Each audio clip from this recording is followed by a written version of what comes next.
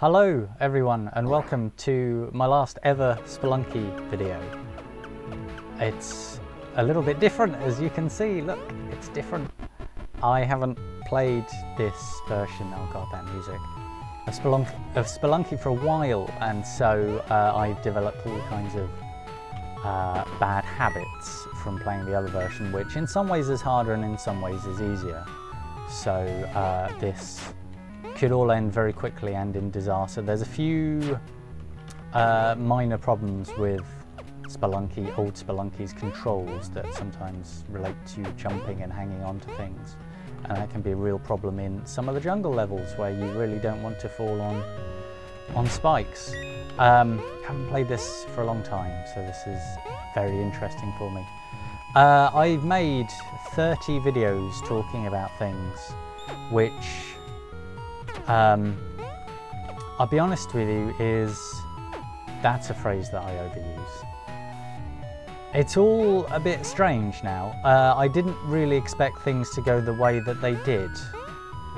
And I never expected that there would be a massive response to things, because there's no reason why there should be, but I did end up with thousands of views, which is way more than I expected to have. So thank you if you've watched them, and I hope you've enjoyed them and got something out of them. I don't know what I actually meant to do originally, except try something a bit different, because everyone was making daily challenge let's play things, and I wanted to just do something a bit more than that. And it ended up being something that at times was incredibly personal or incredibly reflective. And it certainly got me thinking more than I planned to be thinking. So, yeah. I don't know what else to say beyond that, except to keep saying thanks for watching and posting sometimes some very nice comments and some really useful reflections. And I hope maybe you learned something from watching some of the videos, or be careful with these controls because they're a bit different, could accidentally blow myself up. Maybe hopefully you occasionally learnt things or found things interesting or helpful or insightful or something. The point was, it wasn't supposed to be sort of self-aggrandizing or particularly about me. It was supposed to be more about the things that I was talking about, although I think at one point things took a different direction. And I also ended up making the videos during an unusual time of my life, where all kinds of different things entered into my head, which also wasn't the plan. Oh dear. But that's the way that life is sometimes, I suppose. And you can't do, ooh, hello. You can't do very much about things spontaneously happening. I need that quite badly. So let's get it. Ooh, I can fly up here now because I've got a jetpack. There is also a particular subject for this video, which you'll have seen in the title, because you will. And that's also a thing I say too much, but you know, the title's already visible. And that is, I suppose, the truth and information. And this is maybe a strange thing to say. It's much easier to kill shopkeepers if they stop moving while they're off screen, which they do to a point in this version of Spelunky. There are definitely things about this version of Spelunky that are a lot harder, but there are definitely things that are easier. And I've been much more successful in this version, as you'll see when I die and when we get to the high scoreboard. But it's, like I said, been quite a while. I had actually a... Ooh.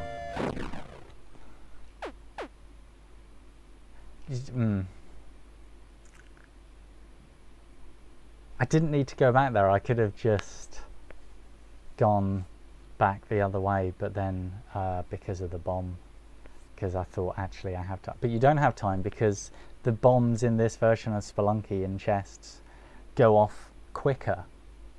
They go off much quicker. Look at that. Nearly $1.3 million is my high score on this, and 310 kills is my high kills, and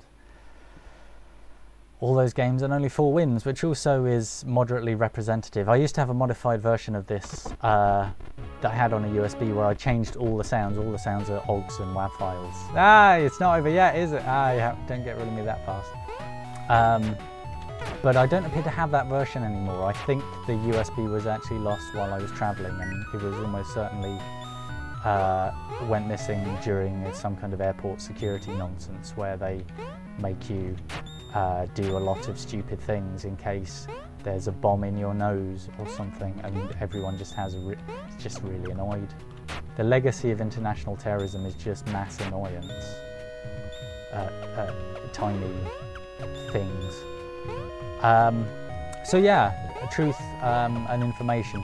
And the reason that I picked this as a topic, and this is something that I could have done a little while ago, and I was going to do at some point, is it relates a little bit to spiders in this version are horrible as well, because they're much less predictable, which then caused me to have a collision with that bat, because I didn't know what the spider was going to do.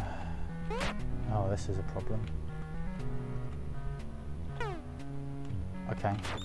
Okay, that's great. So that doesn't trigger the thing. That's amazing. Thanks for that, Spelunky. Thanks for that. Information is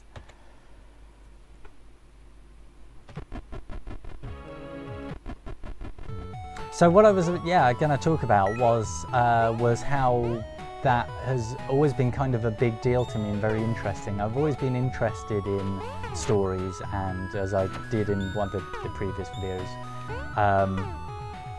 weird stuff like Forteer and mass hysteria and urban legends, and what happens to groups of people when they have moral panics, when they think something's true and when it's not, or how easy people find things like the internet for forwarding information that is incorrect. I still get, I mean, my parents are in their 70s and they still can't stop forwarding me emails saying this is an official announcement from Microsoft that a virus is coming out soon. That wasn't very clever. And the virus is called this, and it does this, and it'll be on your computer, and this will happen. And you have to say no, mum, look, wait, hang on. You can't just forward those pictures either that have like some text in them that say that this person is this and they did this, or they need, you know, this. If you send this thing, then a child will get this much money. Who is really? I mean, what? Hang on. And you know, I can throw my parents in the direction of Snopes all the time, but something happens that people don't learn. They either are or aren't critical about information. And I've always found this amazing and interesting, and I've always wondered, obviously I'm a product of my era, and I grew up in the 80s, and I now live in the information saturated 21st century. But sometimes I wonder what it was like for people who lived in, say, the Middle Ages, when it would have taken a very long time for information to get around sometimes. And there surely must have been a lot of information going around that was incorrect. I'll be frank now. I'm probably never going to get through this topic. Probably never going to properly sort of do this justice, but truth is interesting. Truth and ideas of truth and what's relative and what's objective and subjective. That's quite interesting. The internet is certainly a place where information spreads quickly, and information doesn't need to be valid to go anywhere, does it? It just doesn't need to. And fact checking is really important. Journalism is important. So, thank you for being one of the many people watching who's contributed to the many thousands of views. And I'm sorry that I gradually got more discombobulated and more confused and tired. 2003 was a heck of a year, and you got to see me go through the end of it and become very pensive sometimes. Thanks for doing. Thanks for watching me play a game on the internet while talking about stuff that was sometimes really rubbish. I feel like we've become closer as people, and I feel as, you know what, get out of my house!